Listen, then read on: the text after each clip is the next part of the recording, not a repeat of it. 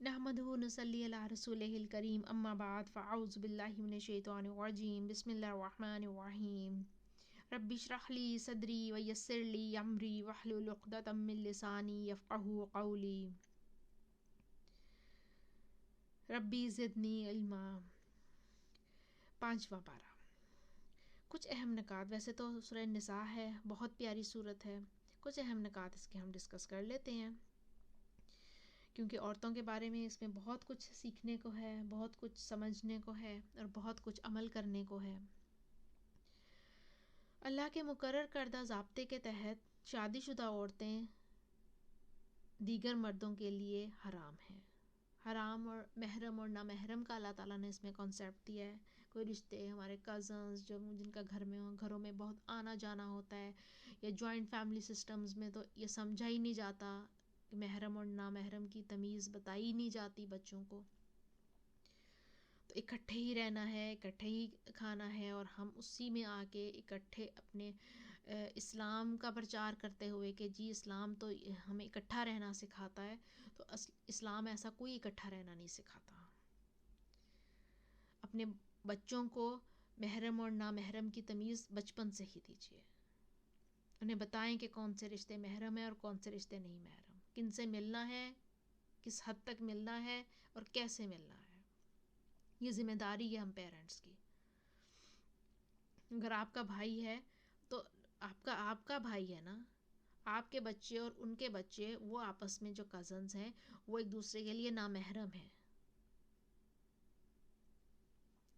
اسی طریقے سے چوری چھپے کی دوستی، جب ہم اس طریقے سے مکس گیدرنگ ہوتی ہیں ہمارے گھروں میں، ہمارے علاقوں میں، تو پھر چوری چھپے کی دوستی بھی ہوتی ہے۔ پھر آپ تو اسی میں رہ جاتے ہیں کہ گھر کی بات تھی، اور وہ چوری چھپے میں پتہ نہیں کیا کیا کام ہو جاتے ہیں۔ اور نکاح کے بغیر مرد عورت کا تنہائی میں ملنا، ایک دوسرے سے دوستی رکھنا سخت منع ہے۔ جب نکاح نہیں ہوا تو مرد عورت کے دوستی تو کچھ رہ ہی نہیں جاتی ہے۔ مرد عورت ایسے دوست نہیں ہوتے ہیں۔ یوزلی یہ ہوتا ہے کہ انگیجمنٹ کے بعد یا پہلے ہی انڈرسٹینڈنگ ہو جائے گی، بات کرنی چاہیے، ملنا چاہیے، انڈرسٹینڈنگ ہونی چاہیے۔ اگر اتنا ہی اللہ تعالیٰ کو پتہ ہوتا کہ ایسے ہی انڈرسٹینڈنگ ہوتی ہے تو اللہ تعالیٰ یہ صحیح کر دیتے نا۔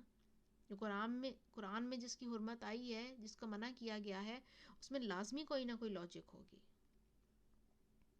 تو اسی وجہ سے اتنی پہلے سے ملاقاتیں اور باتیں شروع ہو جاتی ہیں اور انڈرسٹینڈنگ شروع ہو جاتی ہے، اور اسی وجہ سے پھر بعد میں بریک اپس بھی اتنے زیادہ ہونا شروع ہو گئے ہیں۔ تو اتنی اگر اپنے پہ انڈرسٹینڈنگ کرنی تھی تو پھر بعد میں پھر نبھانا تھا نا اس کو، نہیں تو پھر اللہ تعالیٰ کی بات مان لینی چاہیے۔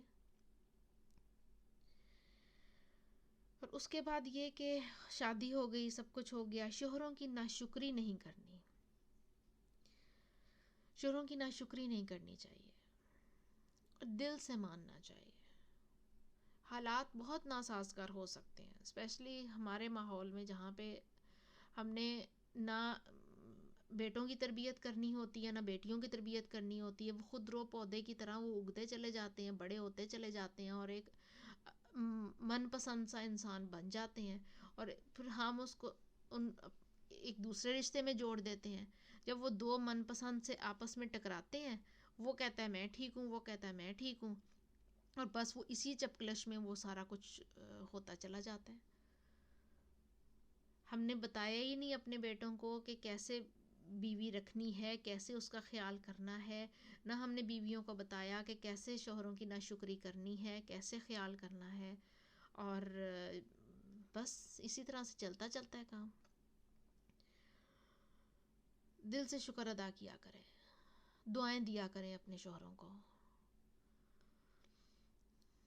اور ہر حال میں بہت بڑا گر ہے عورتوں کے لیے، ہر حال میں اپنی زبان پر قابو رکھنا ہے، چپ، خاموشی۔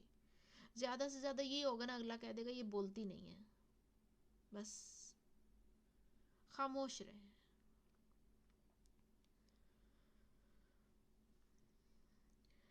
اور اپنے آپ پر فخر کرنے والا نہیں بننا، کیونکہ ایسے لوگ اللہ کو پسند نہیں ہیں۔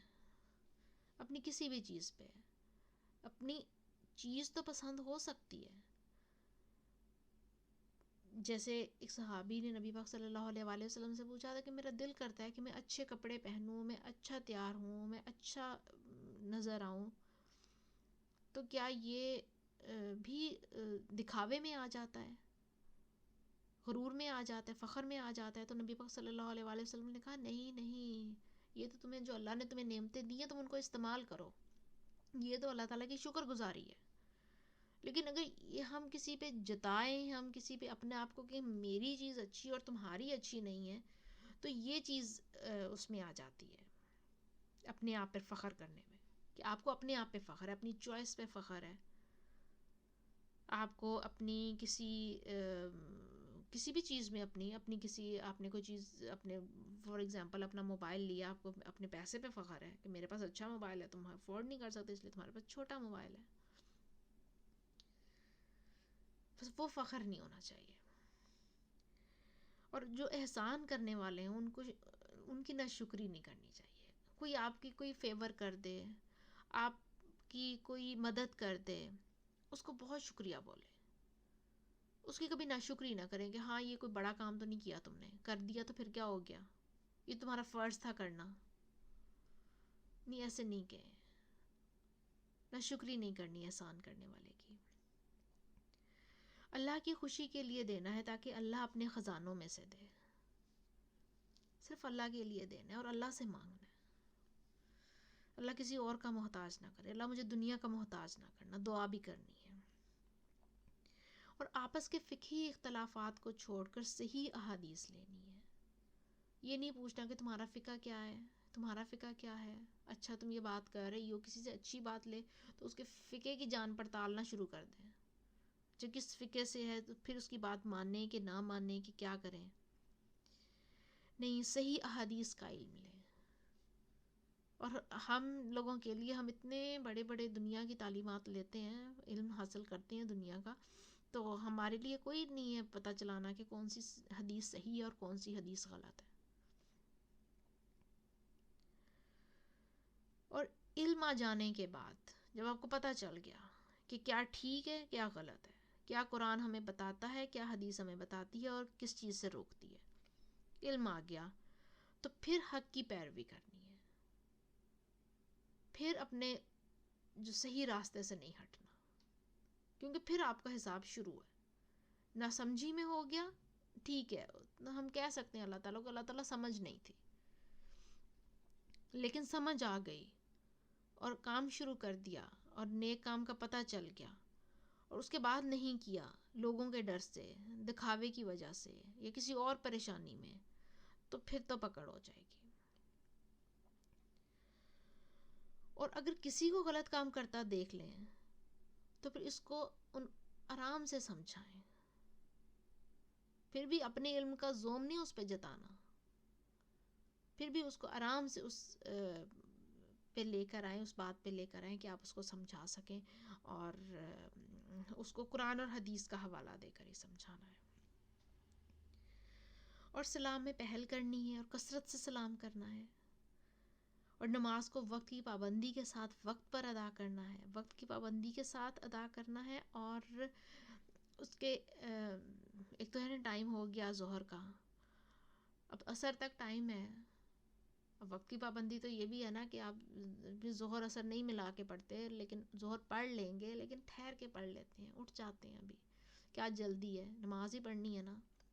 نہیں، جیسی اذان ہو، اذان ایک قسم کی کال ہے نا، جب فون بجتا ہے، جب فون کی بیل بجتی ہے تو ہم کہتے ہیں دیکھ لیں گے، ابھی بج لینے دو، فوراً جاتے ہیں نا دیکھیں کس کی کال ہے، کس کی کال ہے. اور اذان اللہ تعالیٰ کی کال ہے، اللہ تعالیٰ کہہ رہے ہیں آؤ نماز کی طرف، حی علی الصلاح، حی علی الفلاح، آؤ کامیابی کی طرف. اللہ تعالیٰ بلا رہے ہیں، کال کر رہے ہیں، اور وہ اذان ہو رہی ہے اور کوئی سن نہیں رہا. اور اذان کا جواب دینا اتنی بڑی نیکی ہے کہ اتنا نبی صلی اللہ علیہ وسلم نے کہا کہ جو نہیں اذان کا جواب دے گا اس پہ لعنت ہوگی. تو اذان ہو، سب کچھ بند کر دیں، باتیں جو ہم کر رہے ہیں، جو بہت اہم باتیں ہو رہی ہیں بند کر دیں، آرام سے اذان سنیں اور اس کے بعد آپ وضو کریں اور نماز پڑھیں. دنیا کے کام تو ختم ہی نہیں ہونے. اب گھنٹہ اور بھی بیٹھ جائیں گے تو کیا اس کو دنیا کے کام ختم ہو جائیں گے؟ وہ تو پھر بھی لمبی لسٹ رہے گی. تو وہ کہتے ہیں نا کہ دنیا کے کاموں میں اپنے روز کی روٹین میں نمازوں کو ایڈجسٹ نہ کریں، بلکہ نمازوں کے ٹائمنگز میں کاموں کو ایڈجسٹ کریں. پہلے نماز کا ٹائم دیکھیں، اس کے بعد پھر اپنے کاموں کو اس کے درمیانی ٹائم میں ایڈجسٹ کریں.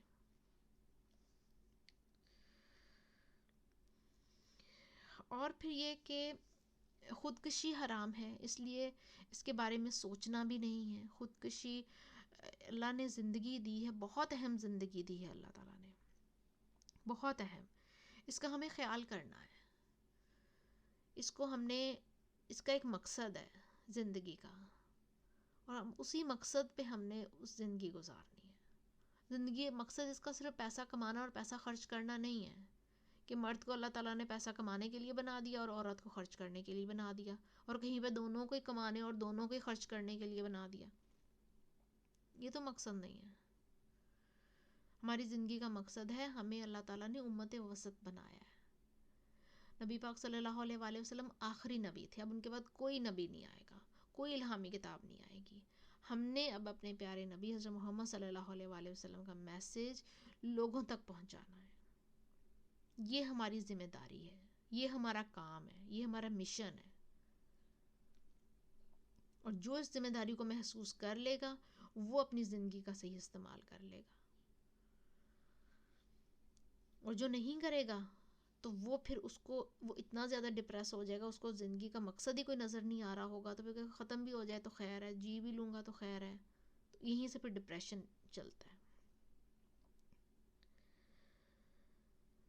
اور دوسری بہت اہم بات جو ادھر کی گئی ہے، سرگوشی میں کوئی خیر نہیں ہوتی، اس لیے سرگوشی نہیں کرنی. چپ کر کے آہستہ سے کسی کے کان میں کوئی بات نہیں کرنی.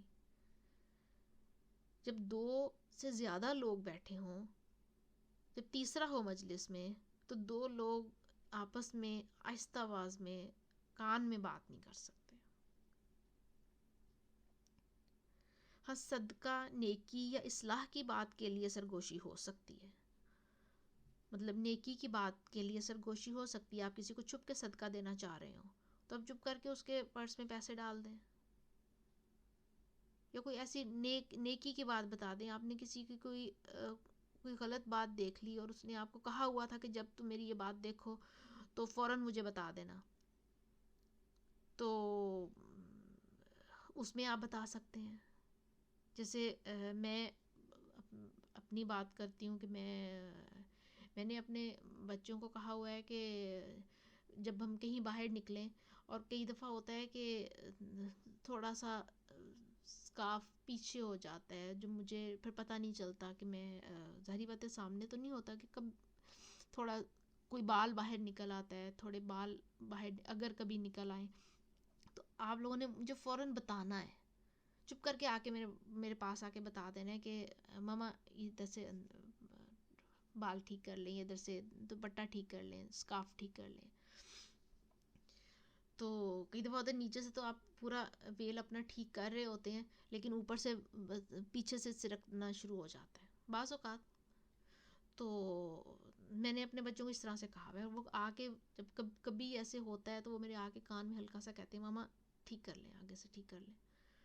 تو اس میں یہ اب جائز ہے، میں فوراً سے اس کو ٹھیک کر لیتی ہوں. ایسی اگر کسی نے آپ کو کوئی بات کہی ہوئی ہے کہ جب میں یہ غلطی کروں تو مجھے فوراً سے یاد کروا دینا، تو آپ اس کا پرچار کرنے کی بجائے، اونچی آواز میں کہنے کے بجائے او یہ دیکھو تم سے ہو گیا، یہ کر لو، اب صحیح کر لو، اب چپ کر کے اس کے کان میں جا کے کہیں کہ یہ تم نے کہا تھا یاد کروا دینا، تو یہ اس طرح سے ہو گیا. تو وہ بھی تھینک فل ہو جائے گی، اور وہ اس کو امبیرسمنٹ بھی نہیں ہوگی. تو اس طرح سے اس ٹائم میں کر سکتے ہیں. لیکن اگر کوئی غیبت کے لیے، چغلی کے لیے، حسد کے لیے آپ سرگوشی کر رہے ہیں تو پھر وہ اجازت نہیں ہے کہ آپ کسی کو دیکھیں گے دیکھا اس کو کیسی لگ رہی ہے، دیکھا اس نے یہ کیا. یا کسی کا فار ایگزامپل کہ میں اپنی بات ہی کروں گی کہ جب میں بچوں سے یہ کہتی ہوں کہ اگر میرا دوپٹہ کہیں تھوڑا سا پیچھے ہو جائے اور کوئی دوسرا دیکھ کے مجھے کہے کہ دیکھ دوپٹہ بھی نہیں صحیح لیا ہوا، تو اس سے بہتر ہے کہ آپ مجھے یاد کروا دو. تاکہ نہ اس کو گناہ ہو نہ مجھے گناہ ہو. تو غیبت کے لیے، چغلی کے لیے، حسد کے لیے اجازت نہیں ہے. اور ایسے اخلاق سے بچنا ہے جو ہمیں اللہ کی نظروں سے گرا دیں. کبیرہ گناہوں سے اجتناب کرنا ہے. جو پڑھا ہے اس کو دوسروں تک بھی پہنچانا ہے. جو اچھی چیز لگی ہے، جو اچھی بات لگی ہے، ڈھونڈنے جا کے گھر میں کہ آپ کس کو بتا سکتی ہیں. اپنی باتوں کی جو کانٹینٹ ہے اپنی باتوں کا، فون کال گھنٹے گھنٹے کی، 2 گھنٹے کی ہوتی ہیں، اس میں اللہ کا ذکر لے کر آئیں. اللہ کا ذکر کیسے؟ کہ کوئی اچھی بات پتہ چلی ہے تو آپ شیئر کریں. کوئی آیت پڑھی ہے آپ نے، شیئر کریں. کوئی چیز آپ کو نہیں پتہ چلی آپ شیئر کریں کہ میں نے آج یہ پڑھا تھا.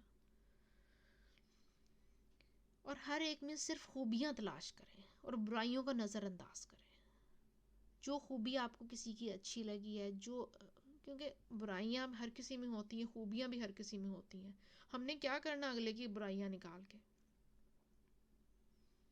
کہ وہ اس نے اچھی طرح بات نہیں کی، اس نے اچھی طرح جواب نہیں دیا، اس نے یہ کیا، اس نے وہ کیا، اس نے وہ کیا. ابھی ہمیں کیا لگے، اس کی خوبی دیکھیں.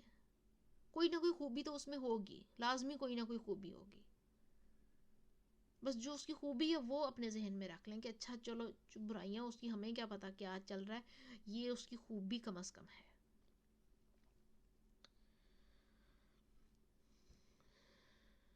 اور ہر قسم کے شرک سے بچنا ہے. اللہ کی خاطر بری چیزوں سے بچنا ہے تاکہ اللہ تعالیٰ اس کا بہترین نعم البدل دے.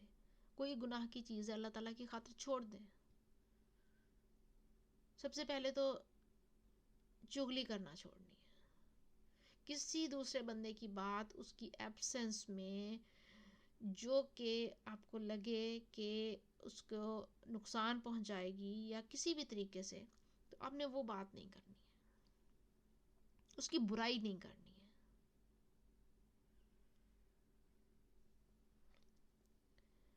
اور لوگوں کے درمیان عدل و انصاف کے ساتھ فیصلے کرنے ہیں.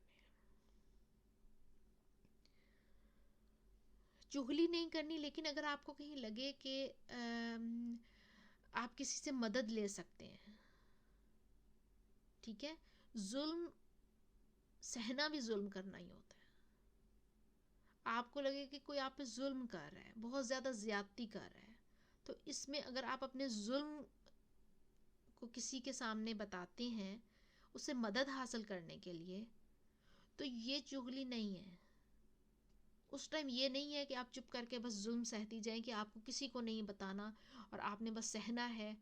نہیں، ظلم سہنا بھی ایک ظلم کرنا ہی ہوتا ہے. آپ اپنی جان پہ ظلم کر رہی ہیں، اس کا ظلم سہ کے آپ اپنی جان پہ ظلم کر رہی ہیں، اپنی صحت خراب کر رہی ہیں.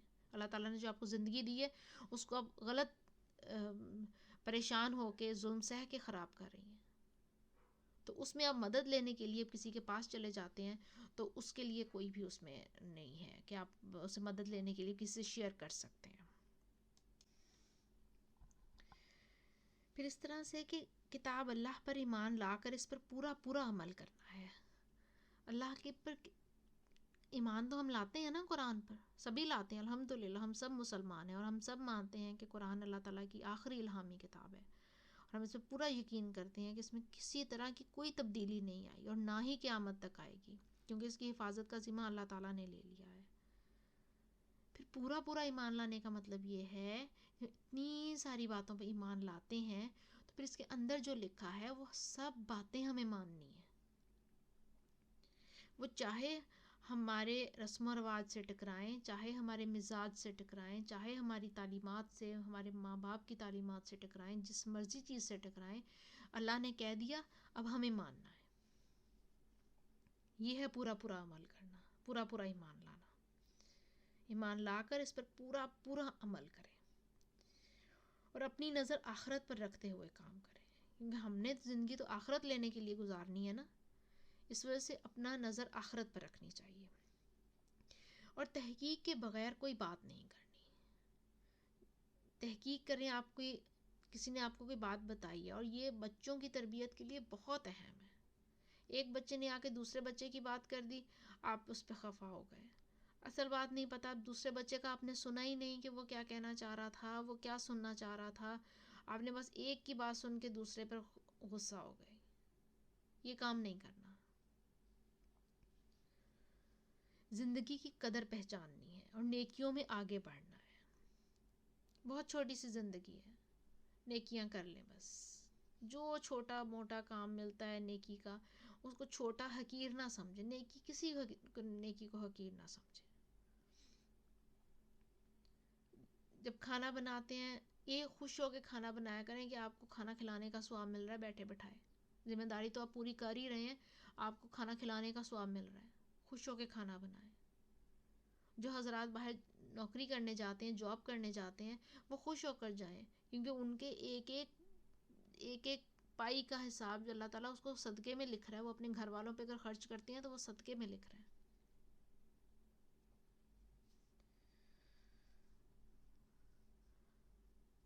اور دین کے معاملے میں جو لوگ بحث کرتے ہیں، ان کے ساتھ نہیں بیٹھنا. دین کے معاملے میں بحث کرنے کے لیے نہیں بیٹھنا. کہتے ہیں نا کہ وہ بیٹھتے ہیں اور لمبی لمبی بحثیں ہوتی ہیں کہ کون کیسا کس طرح سے، وہ ایسے کرتا ہے، اس کا فقہ ایسا ہے تو ہمارا فقہ ایسا ہے، تو وہ ایسے کرتا ہے تو ایسے. نہیں، ایسی مجالس میں بیٹھنا ہی نہیں ہے، کیونکہ اس پہ بحث ہو نہیں سکتی نا. اب سورج مشرق سے نکلتا ہے، اس پہ کتنی بحث کریں گے آپ؟ وہ حقیقت ہے، مشرق سے نکلتا ہے، اس میں کتنی بات کر لیں گے. سورج مغرب میں غروب ہو جاتا ہے، کتنی بحث کر لیں گے اس پہ. صرف قرآن میں جو لکھا ہے وہ حقیقت ہے، اس کو ہم نے ایز اٹ از ماننا ہے. بحث کرنے سے یا اس پہ مختلف ورژنز اس کے نکالنے سے کوئی فائدہ نہیں ہوگا.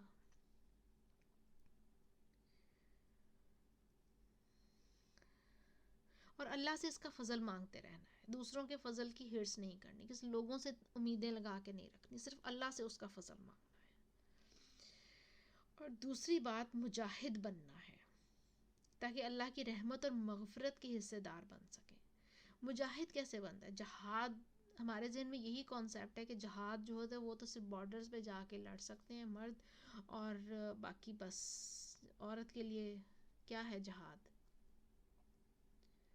ہر وہ کام، ہر وہ عمل جو وہ سوسائٹی سے ہٹ کے، اپنے ارد گرد کے ماحول سے ہٹ کے اسلام کے لیے، اللہ تعالیٰ کو راضی کرنے کے لیے کرتی ہے، وہ جہاد کر رہی ہے. اگر وہ بچوں کی تربیت اسلام پہ کرتی ہے اور اس کا ماحول اس کو اجازت نہیں دیتا، وہ اپنے نفس پہ جبر کر کے، کسی بھی طریقے سے جبر کر کے، وہ جب بچوں کو کچھ چیز سکھاتی ہے، وہ جہاد کر رہی ہے. اور نفس کے ساتھ تو ہر کوئی جہاد کر رہا ہے. جب ہم صبح فجر کے لیے اٹھتے ہیں اور ہمیں نیند اور کمبل کتنا پیارا ہوتا ہے، جب ہم اٹھتے ہیں تو ہم اپنے نفس کے ساتھ جہاد کر کے اٹھتے ہیں نا، لڑائی کر کے اٹھتے ہیں کہ نہیں، اللہ کی بات ماننی ہے، اٹھنا ہے میں نے. ایسے ہی قرآن پڑھنا، اور اگر کہیں پڑھنے کہیں جانا ہو، لائیو کلاس ہو، تو اس میں جانے میں کتنی حیصل ہوتی ہے. کمبل میں بیٹھے ہیں آرام سے، گرم ہے، اٹھیں جائیں، گرمی میں، دھوپ میں، سردی میں. تو یہ جہاد ہے سارا، نفس کے ساتھ جہاد ہے. تو ایک مجاہد بننا ہے تاکہ اللہ کی رحمت اور مغفرت کے حصے دار بن سکیں.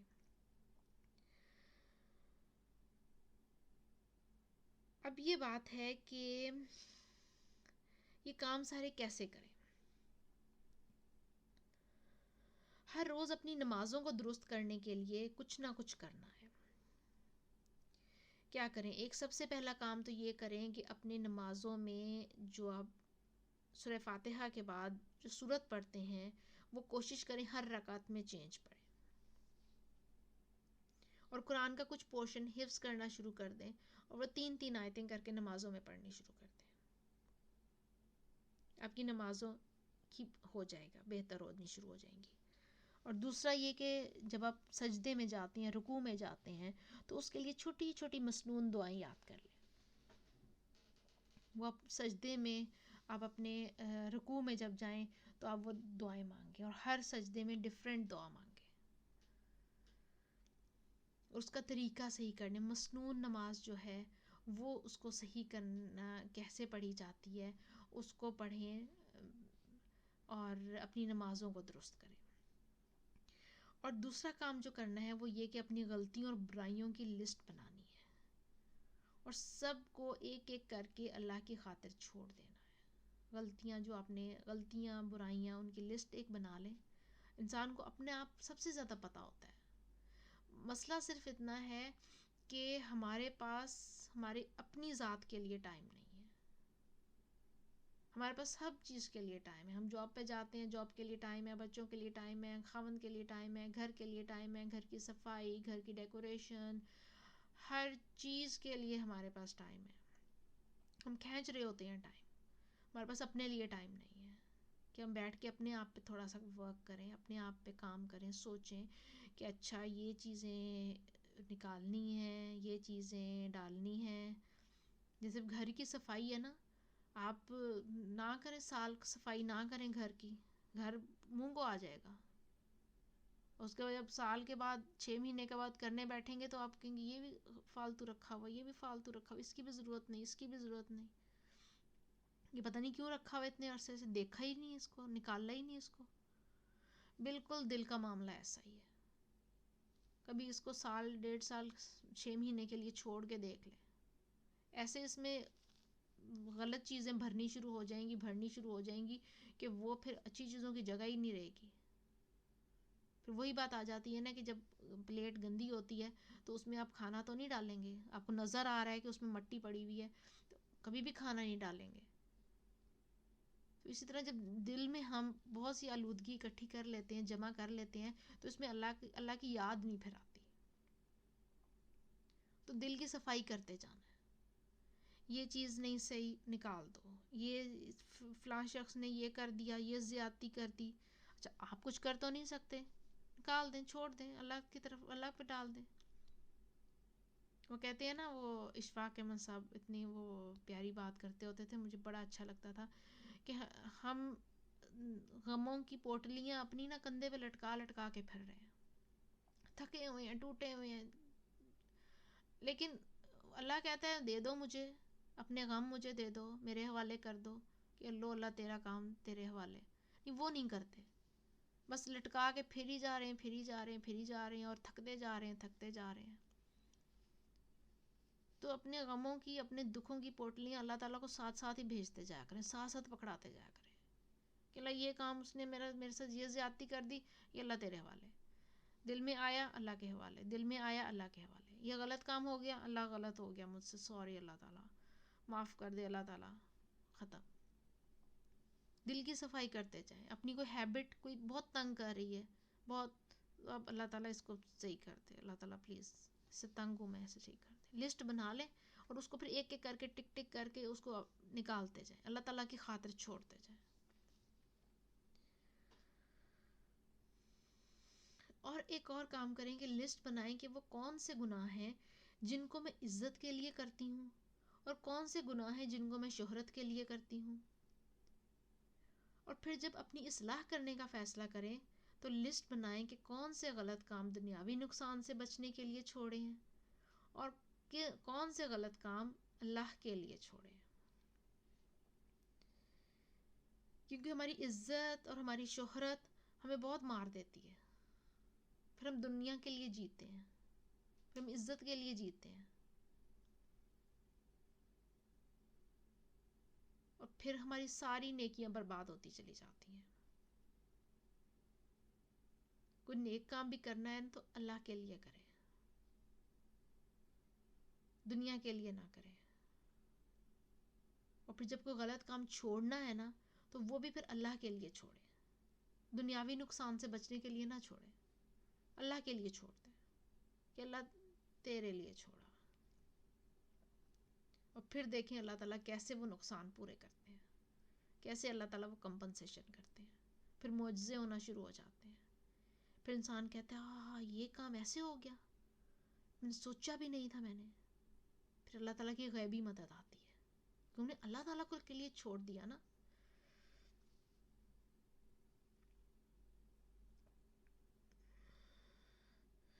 اور نفاق کا علاج توبہ، اصلاح، اللہ کو مضبوط پکڑنا، اس سے کرنا ہے.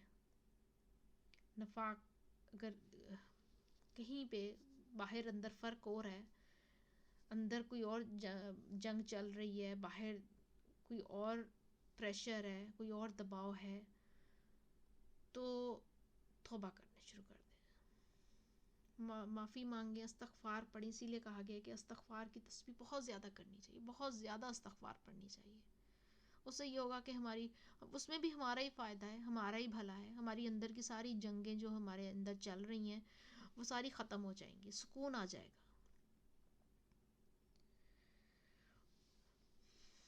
یہ تھے آج کے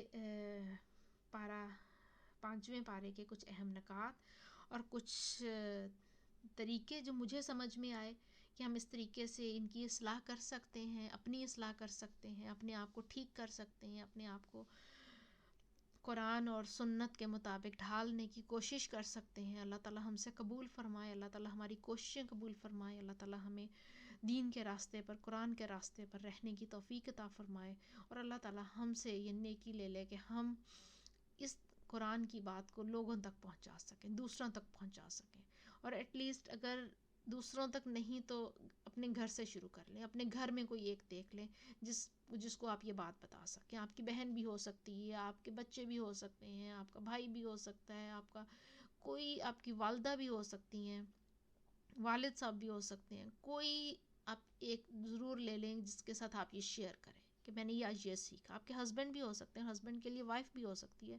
اور یہ رشتہ آپس میں اتنا پیارا ہے کہ اگر آپ ایک دوسرے سے ڈسکس کر کے یہ بات آگے چلیں تو یہ بہت ہی اثر کرے گی، اسپیشلی بچوں پہ بہت اثر ڈالے گی. تو جو چیز آپ نے اچھی سیکھنی ہے آپ نے ضرور شیئر کرنی ہے، تاکہ ہم امت وسط ہونے کا کچھ کردار نبھا سکیں، کچھ اپنی ذمہ داری کا کچھ حصہ کر سکیں گے. ہم نے کسی نہ کسی تک آگے یہ بات پہنچا دی. اللہ ہم سب کا حامی و ناصر ہو. سبحانک اللہم و بحمدک اشہد ان لا الہ الا انت استغفرک و اتوب الیک. السلام علیکم ورحمۃ اللہ وبرکاتہ.